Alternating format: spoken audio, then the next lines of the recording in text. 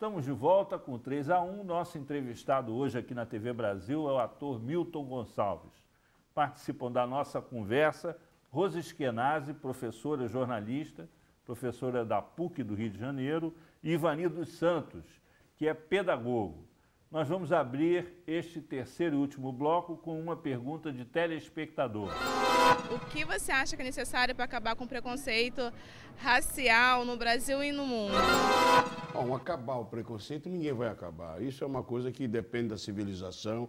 Se você não tiver preconceito contra o negro, vai ter preconceito contra o cara que tem pé grande, contra o cara que tem nariz comprido, aquilino, ou sei lá, vai ter o preconceito contra os judeus, vai voltar. Enfim, vão ter preconceito contra os índios. Eu acho que esse sentimento, que eu não sei de onde nasce e como nasce, ele não vai acabar. O que nós temos que fazer, nós, no caso, nós, o segmento negro, nós temos que nos defender de maneira mais positiva. O conhecimento é que vai te salvar de algumas desgraças emocionais. É o conhecimento, é o saber, é o poder comparar, é o poder dizer isso aqui é mais ou menos bom, isso aqui é mais ou menos ruim, mas você escolher, você ter meios e modos de você escolher aquilo que você quer. E eu escolho de todos os dias aquilo que eu quero ser. Eu, por exemplo, hoje estou muito tocado com a questão negra. Eu não estou discordando, eu estou apenas querendo discutir, porque se a gente admite que temos a Semana da Consciência Negra, e eu entendo o que é a consciência nesse sentido, mas se a gente coloca na cabeça de um jovem de 17 anos, 18, 19 anos, sem entendimento, nós estamos na Semana da Consciência Negra, nós estamos admitindo que ele pense que também possa ter a Semana da Consciência Branca, com todo respeito. E aí, é preciso explicar para ele o que quer dizer isso. Aí, meu. É preciso, só um segundinho, por favor. É preciso contar para ele a história do continente africano. É preciso que ele saiba que a África não é um país.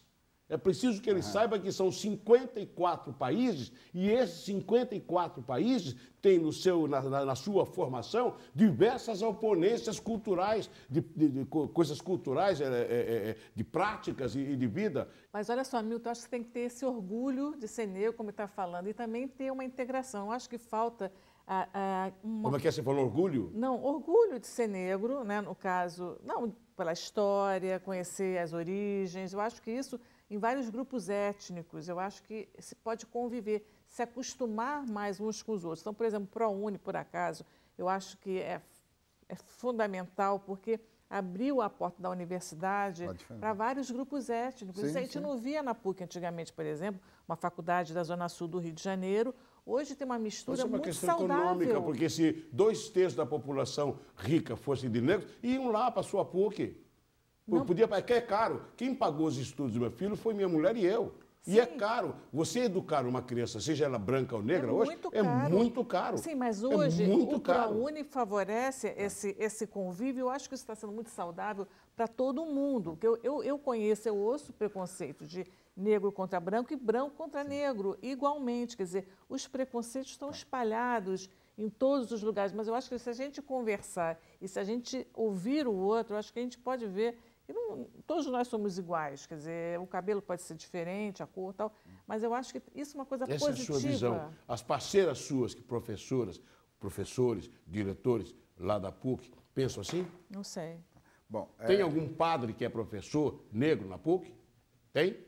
Não sei. Então, veja bem, a minha questão, justamente que você estava falando, que ela também está falando, a professora, me remete a duas coisas.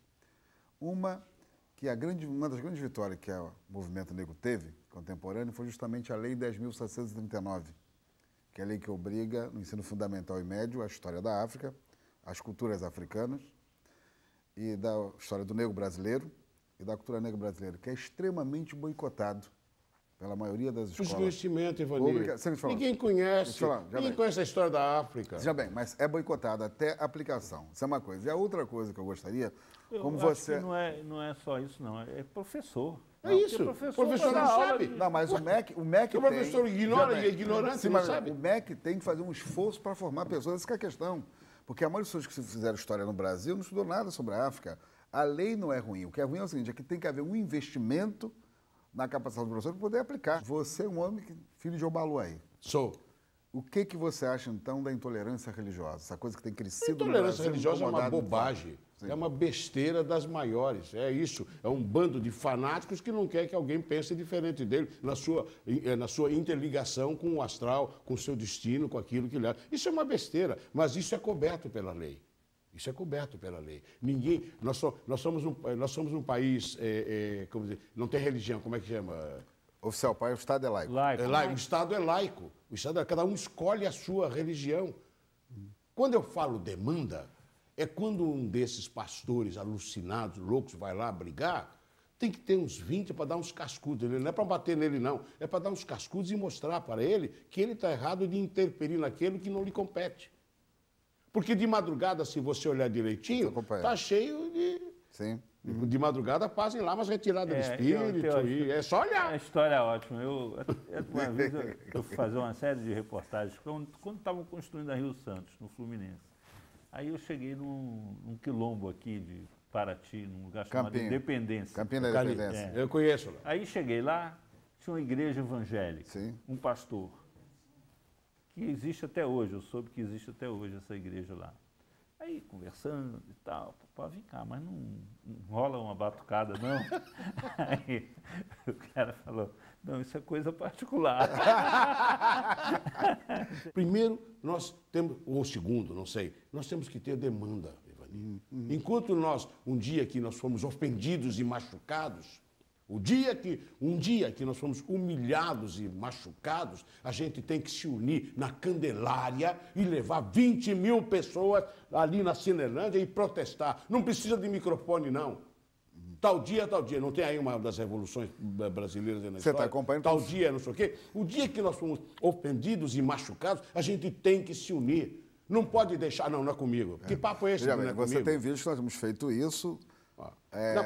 Tem que ser efetivo, não pode ficar, vamos fazer. A caminhada pela liberdade religiosa, justamente isso, os candomblés estão sendo atacados, o bando está sendo atacado. Não estou falando religiosamente, eu estou falando cidadão, que pode incluir o que quiser. Mas isso tem a ver com preconceito, Milton. A questão religiosa... Mas hoje a maioria dos pais de santo são brancos, qual é o problema? Na Bahia, então? Olha só, e posso dizer para mim que muitos dos pastores neopentecostais são negros. Essa é uma outra questão. Eu estou falando o seguinte, o que estou dizendo é, o que você não pode é utilizar a sua religião para desqualificar do outro e perseguir a do outro.